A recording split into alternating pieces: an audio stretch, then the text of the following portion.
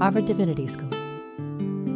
100 Years Rudolf Steiner, December 15th and 16th, 2025. Up first is Angelika Schmitt, a circus artist, Slavic studies scholar, Waldorf teacher, and co-director of the Rudolf Steiner Archive in Dornach.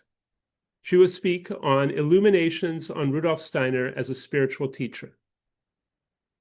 Thank you, Dan, for the introduction.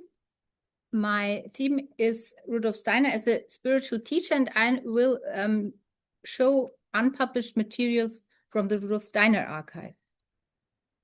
In his comprehensive study on the history of anthroposophy in Germany, Helmut Zander points out that the history of the impact of Steiner's esoteric teaching is still largely unwritten. With this talk, I would like to make a modest contribution to this huge topic concerning the early theosophic and the early anthroposophical period of Steiner's esoteric teaching. For this purpose, I will examine some unpublished, partly only recently discovered materials from the Rudolf Steiner Archive. Hectographed diagrams in Steiner's handwriting and meditative drawings by the Russian graphic artist Asya Turgeneva and the Russian symbolist writer Andrei Bely. In 1904, Rudolf Steiner became a spiritual teacher within the esoteric school of the Theosophic Society. As obvious from the materials in the Rudolf Steiner Archive, he conducted his disciples by different means. Steiner received them in personal audiences and gave them special tasks and meditation texts for practice at home. He held group teachings, partly with cultic elements, within the different departments of the ES. He distributed instructions for meditative practice in personal as well as hectographed letters. And he handed out hectographed diagrams for homework. The different practices are witnessed in reminiscences and biographies of anthroposophists, in memory notes and letters published in Rudolf Steiner's complete works. But there is additional, yet unpublished material in Rudolf Steiner's estate that sheds new light on his esoteric teaching practice. Martina Maria Sam only recently discovered several hectographed diagrams in Steiner's handwriting. They obviously were handed out to the members of the ES, but we don't know for which purpose. From the numbers on the copies, we know that there was an amount of around 200 hectograms from one template.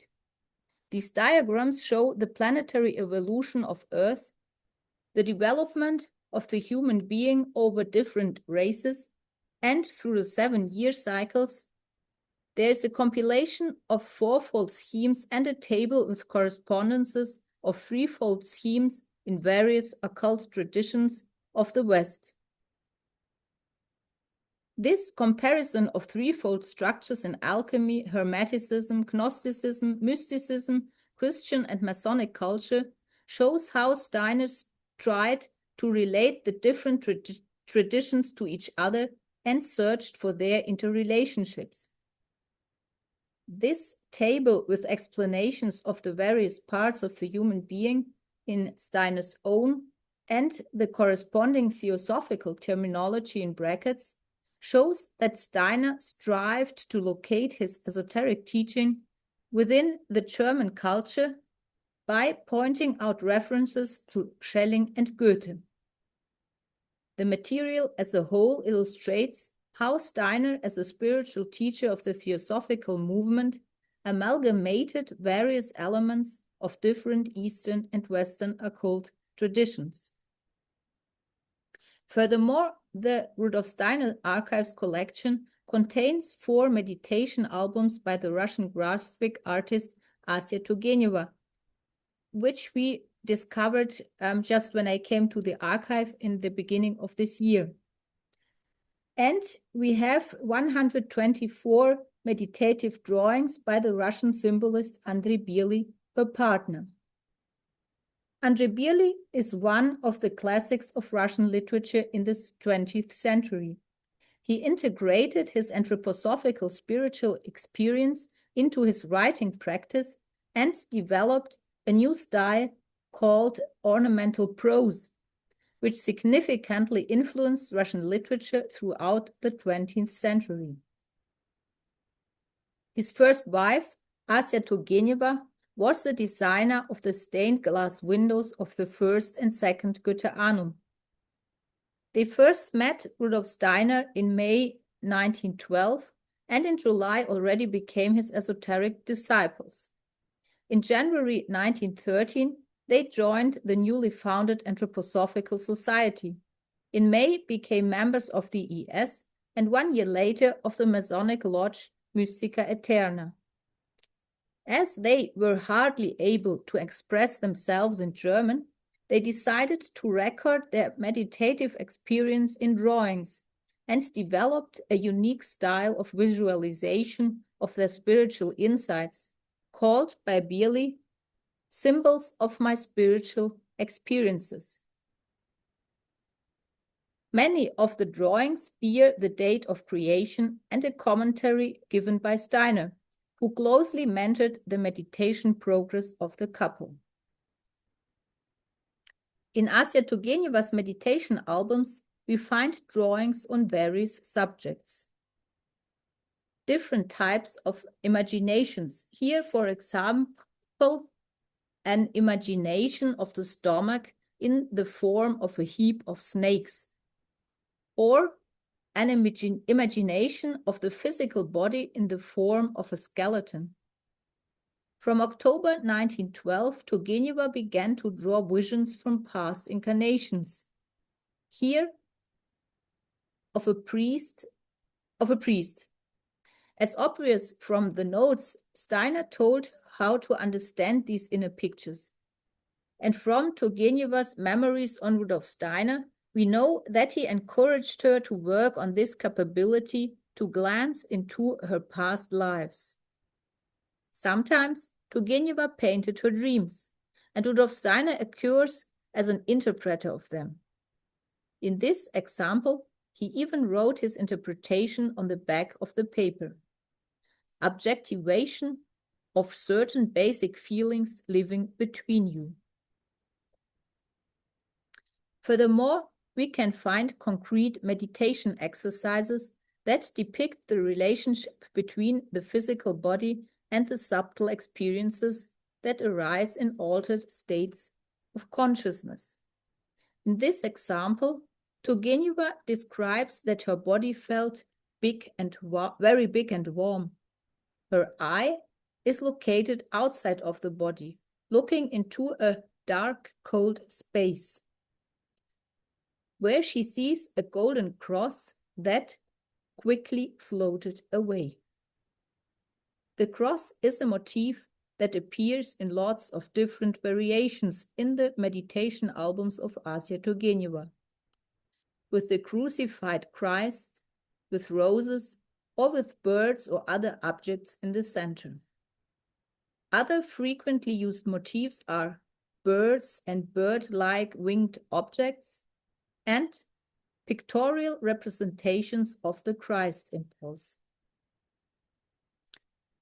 The meditation drawings by Bely are more differentiated and organized in small thematic collections. Yet we must be aware that his drawings from the Rudolf Steiner Archive are only a very small part of what he wrote and painted for his esoteric teacher. From his autobiographical writings, we know about the existence of several report books and meditation diaries, none of which are known to have survived until our days.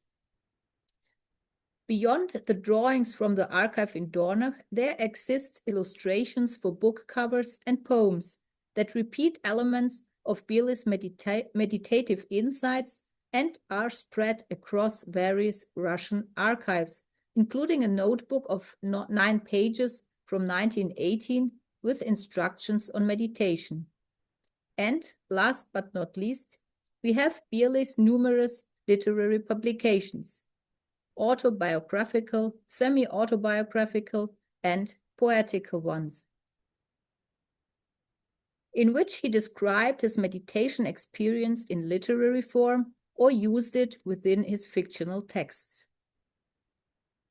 From these texts, we know that Steiner gave him a paraphrase from the mystery dramas for meditation and instructed him to practice the 6 subsidiary exercises.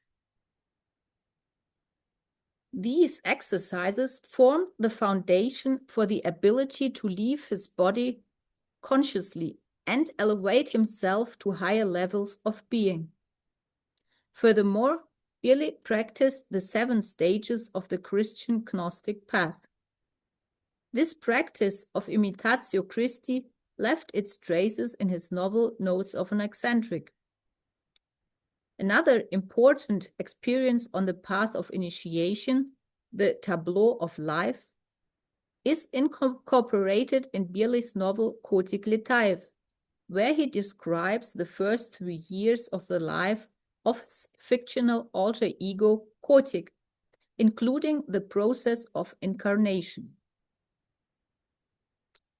The meditation drawings from the Rudolf Steiner Archive include 4 collections dated from autumn 1913 and the year 1914. The earlier drawings show the various steps and technical details of the transition from body-bound to body-free consciousness, partly accompanied by extensive explanations in text form, as you can see here. Further, they consist of illustrations of the relationship between micro and macrocosm, of macrocosmic experiences, and many of them show the interaction of the body-free consciousness with different hierarchies. For example, with angels, with archangels, here named spirits of fire, as Steiner sometimes called them, or with archai, in lots of different views. As visible from the commentaries, for the hierarchies, Bely used the terminology in accordance with the Christian tradition, invented by Dionysius the Areopagite and adopted by Steiner, but also the Steinerian variations in German. Remarkable in the case of Bely are the relationships that arise between his visual and his literary work. I will give one short example from the story The Yogi. The main character of this text is Ivan Ivanovich Korobkin, an old library employee who pursues a specific practice of self-training and contemplation, described in the following excerpt. Pressing his hands to his knees while stretched out in the leather chair, Ivan Ivanovich focused his concentration on a train of thought, understandable to him alone, that pierced his entire being. Fire spread around his hands. His thoughts poured into his hands so that his hands began to think. And his head blossomed, the way a bud would, into a luxurious many-petaled rose. And his mind's petals opened out into sensation, like hands around his head, plucking up the thoughts of the beings around Ivan Ivanovich. He spread out over himself hands made of hands, hands of hands that started to circle, to carry him away.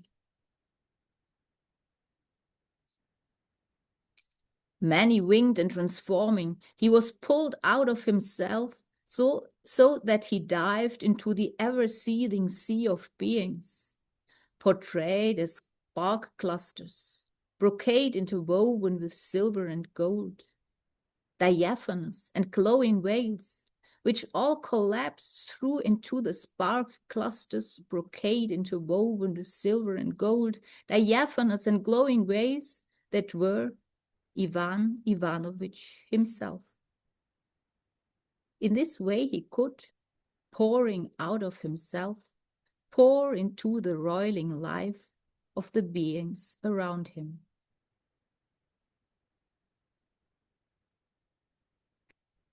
The meditative drawings by Bely and Turgeneva from the last 3 years of Steiner's activities as a spiritual teacher within the ES show no connections to Eastern occult traditions, except maybe for the practice of remembering images from past incarnations.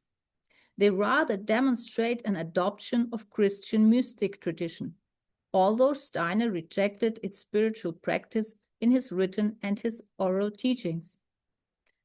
A comparison of the drawings, whose themes and motifs are quite diverse, suggests that Steiner responded individually to the needs and abilities of his disciples, telling them where they should deepen their practice and when experiences were too early for them. Looking at the demonstrated material, we can trace the evolution of Rudolf Steiner as a spiritual teacher, who initially worked with schematic templates and standardized exercises adopted from the theosophic movement and inspired by his own spiritual practice related to German idealism and Goethe. Later, he developed a free and creative handling of the given exercises, corresponding to the individual needs of his esoteric disciples. Thank you for your attention. Sponsored by the Program for the Evolution of Spirituality. Copyright 2023, the Preston Fellows of Harvard College.